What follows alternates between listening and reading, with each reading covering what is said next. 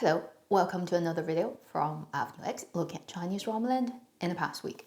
Let's get right into it. All the dramas we've mentioned that's gonna air kind of are all airing, and they're actually airing faster than we imagined. On the 20th, pretty much right after the weekend, we've got 暗河传 showing up on Youku, and I've just made a video talking about my first impression of that, so I'm not gonna repeat my opinion on the drama. Today, we have 水龙吟, now having official English title on Mango, Whispers of Fate, led by Luo Yunxi, Fang Yilun, and other people, that has just started airing. I have, before I sat down making this video, watched an episode and a half. It's brighter than 暗河传. 暗河传 is very blue tone, very dark, high contrast, and most of it happened at night drama. This is much more daylight drama. Too early to guarantee anything is gonna work. I do notice a couple of familiar faces like Fang Yilun, like Deng Xiaoci, who recently was in that drama that I made a video about. And I know later Chang Huasen is also one of the main supporting roles in this drama. So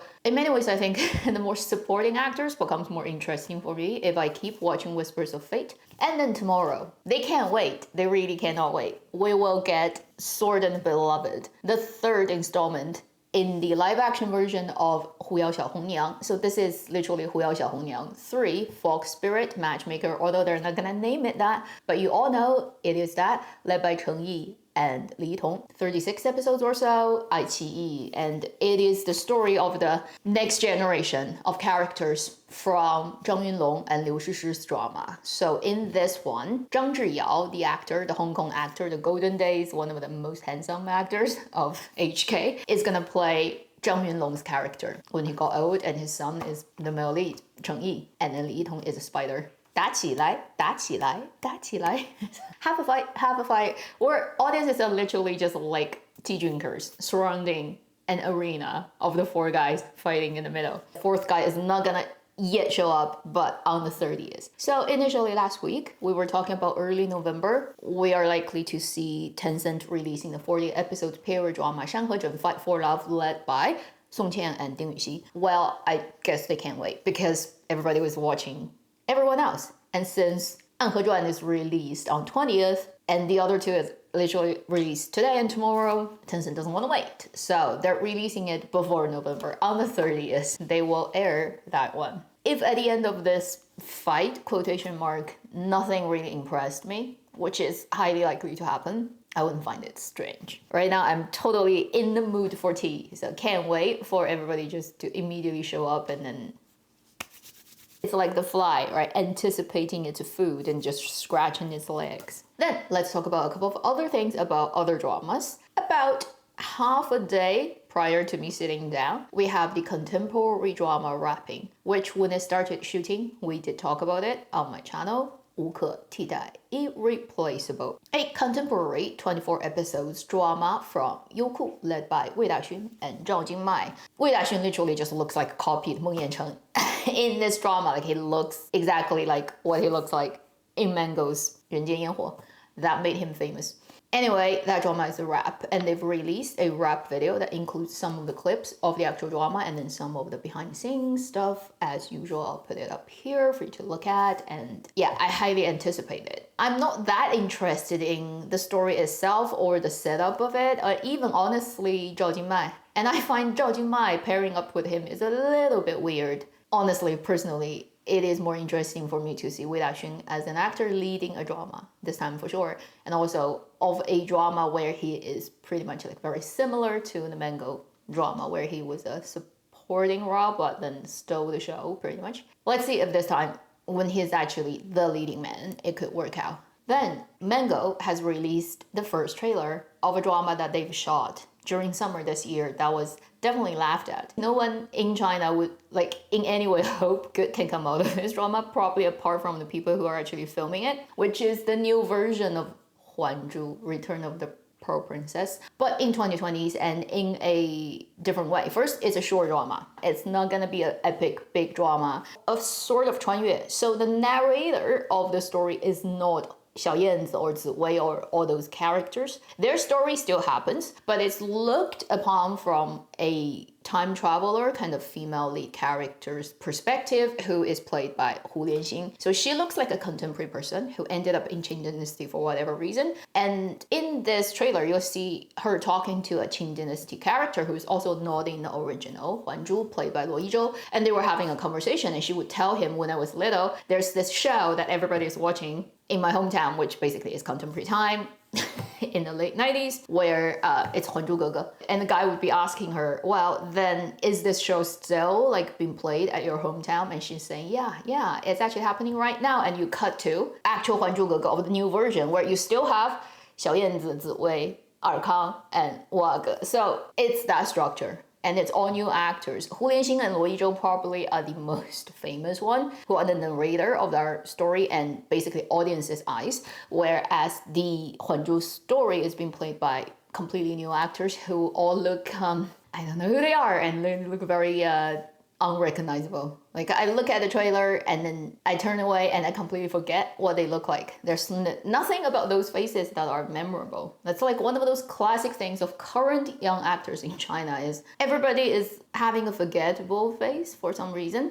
And it's a very short trailer, so you wouldn't really know much about the storytelling quality, but I would say don't put any high expectation into this project. It just doesn't look great from my point of view. Don't know when it's gonna show up, but at least it has released its first trailer. Next, we have a couple of dramas that have started shooting. First, there is a drama that I'm happy to see it happening. I think it probably can guarantee a good level of narrative quality and acting quality and overall production qualities, and people in it are people I'm interested in. So whenever it comes out, I'll watch it. Already, I can tell you that. This is an iQIYI contemporary drama called 海岛舒服日志. English title is Take a Nap. It's kind of like in the same spirit, but the Chinese title, literal meaning is an island on the ocean, on the sea, and a diary about that. And it's a diary about living comfortably there. That's like its title. So I think it's gonna be very holiday feel and relaxed. Couple of things that definitely makes me want to watch it. First, just the title, the vibe, and then look at the cast. Haoran and Landi. Finally, the Zhongxi graduates, the Central Academy of Drama, like of Beijing, are ending up in same drama, and both of them are, to me, pleasant-looking young actors who can also do good acting given the right kind of direction and script. Also, it is directed by a director I really like, and then it's produced by his company, Ren, and the director is Liu Chang. Anybody still remember this guy? He is the director of Hikaru no Go. So one of the best adaptation dramas of like Japanese manga, in my opinion, in Chinese contemporary dramaland. He also was, I believe, the director of a very early on Liu Haoran drama where he led it with Tan Songyun, 最好的我们. I still remember the title song. Some good memories of those days, and one of the better high school dramas I'd say we've had ever since I started this channel. So basically every good impression I have with that director, and then he's working with Liu Haoran again, and then Landi, pretty solid actress. Fingers crossed it's gonna be a good contemporary young adult drama that isn't gonna be like cheap fluff. Next, we have a Youku drama that has started production, although there's very limited information on it. It's a contemporary drama called Jiao Huan Ren Sheng, literally means swapped life. Either people taking each other's identity, or for whatever reason, like they're living as another person type of thing. And it's gonna be led by Zheng Shunxi and Zhang Kangle. I think in the next couple of weeks, we're gonna get more information on exactly what the story is, what it looks like, all that. So far, we just know it is happening. Then, also we have a much bigger production that has officially started shooting. It's an iQIYI period drama. It's called 两京15日. Although officially you don't see its English title on my drama list, but if you look at their opening ceremony huge printout, if you read the words printed on the bag, which is tiny, exactly what the Chinese title is. 2 capitals, 15 days. And it's a Ming Dynasty story. So immediately it's very clear, because in Ming Dynasty China, there were 2 capitals. One is Beijing currently, one is Nanjing currently. So it is about one of the prince being guarded and transported from one capital to another in 15 days. And on the trip, a lot of people are trying to get rid of him. So it is one of those setting real history but fictional characters with real historical characters, and it's under high pressure and you have to get it done within a short period of time. And who would you think of like this story comes from? That guy, Ma Bo-yong. 长安十二时辰，长安的荔枝风起了。Longxi, all those dramas we've already seen being adapted based on his novels are all like that. So familiar, it smells like the whole formula is being done again. Whether it can be a success, I have no idea. To me, apart from the first one, 长安十二时辰, really all the ones that followed kind of failed in different ways. This is yet another one. They just don't want to give up. They just think it is a great idea to adapt his novels, where I always think it usually is not the case. But anyway, it's happening. And this drama is going to be led by whom? Cheng Yi. And he most likely is playing the prince because there's already leaked production photos. In terms of what he's dressed in, it's kind of like it could only be him. Zhu Zhanji historically later would become one of the emperor of Ming Dynasty. And then the other lead is Lin Gengxin. Immediately you're feeling like he probably would be the guy who is protecting the prince on his way to travel to.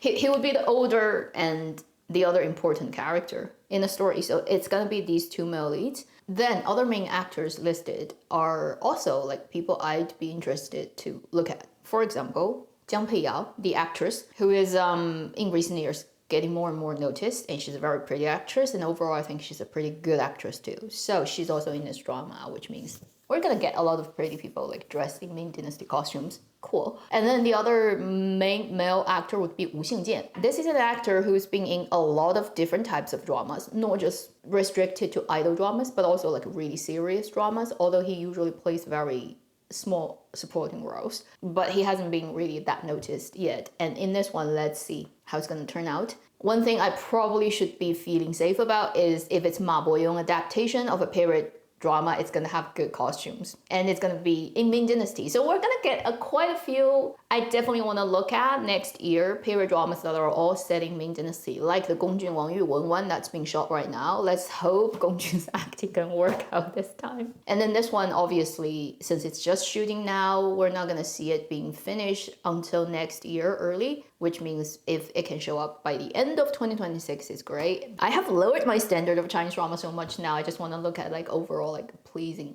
pictures. So that is everything I've collected about specific dramas this week. Just talk a little bit about personal, I don't know, like experiences I've had this week. Because I was watching 暗河传, Blood River, to make the 暗河传 review video, and obviously watching it on Youku and watching it as a Gongjun drama, and then inevitably when I feel like, I clicked into the saved version, like I said in my review video of Word of Honor, and guess what? I ran through the whole drama. So I ate the 36 episodes drama again, which I haven't done for at least 2 years, 3 years. Like after that drama and then after 2021, it's kind of like for a year or so, I couldn't even look at it because I feel like there's like a psychological trauma I've had after what has happened that I couldn't go back to watch it because I know like when I see like I'm just gonna get too emotional. So I wasn't able to look at the drama for at least a year or something. And after that, I occasionally kind of like look at my own edits. So I haven't actually watched the actual drama for at least 2 years, something like that. And it's the first time I've watched it again.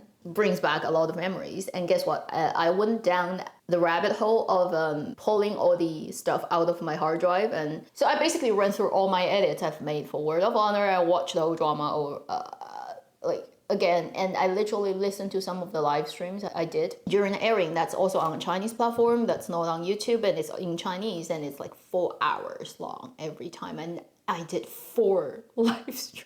I know it's only been 4 years, still this lifetime story, but honestly, psychologically and feeling-wise, it feels like another life. It feels like reincarnation. I have this strong sense of I have died and then now I'm a different lifetime me. If the drama is a person, then my personal relationship with that person is intense. It's probably even more intense than the real whatever romantic relationship or anything that you are gonna have with a real human being in your lifetime. And because I basically have put it off and then put it out of my life for years, right?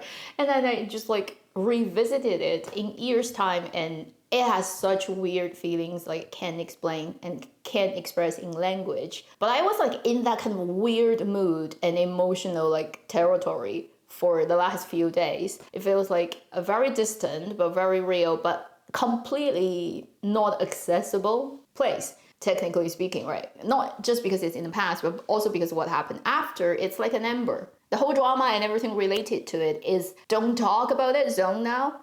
And also because after it, officially BL is like killed in China. So in many ways, it's like being sealed in time in its own bubble. It's like existing in its own time and space continuum. Like nobody can access anymore. It's not even having a public tombstone that you can go and grieve.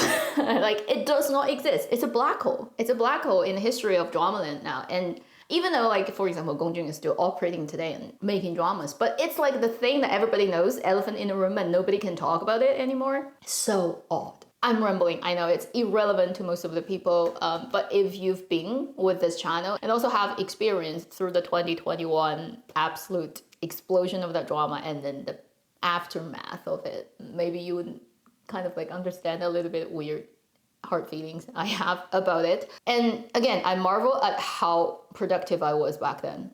I literally didn't sleep like for like what, 2-3 months, every day 4 hours, 4 or 5 hours, yet I was still like operating at that kind of level. And now I look back at all the edits I've made, I'm like, how did I even do that? If you ask me to do it now, I can't bring myself to do that much work. Everything I did for that drama during those 3 months is one-off thing. This is the only time I will ever do that much for a drama. It never is gonna ever happen again. It's kind of tragic that in China, it's erased completely everything I've done. That's a great time, but now it's a black hole. Like, you can't find anything, any trace of it. And over time, people are gonna obviously forget about it. And life is weird. Sorry for being weird. I mean, if you don't want to hear this, I hope you have actually quit the video. We're in 2025, we can't go back in time, so just have to carry on. Keep going, whether it's a cliff ahead or we're all gonna fall down and then just like end of human civilization, or it's all gonna be good, who knows. Stick with my channel as long as you can. Okay, I'll stick with the channel as long as I can. Let's see how it's gonna turn out, you know? Come what may.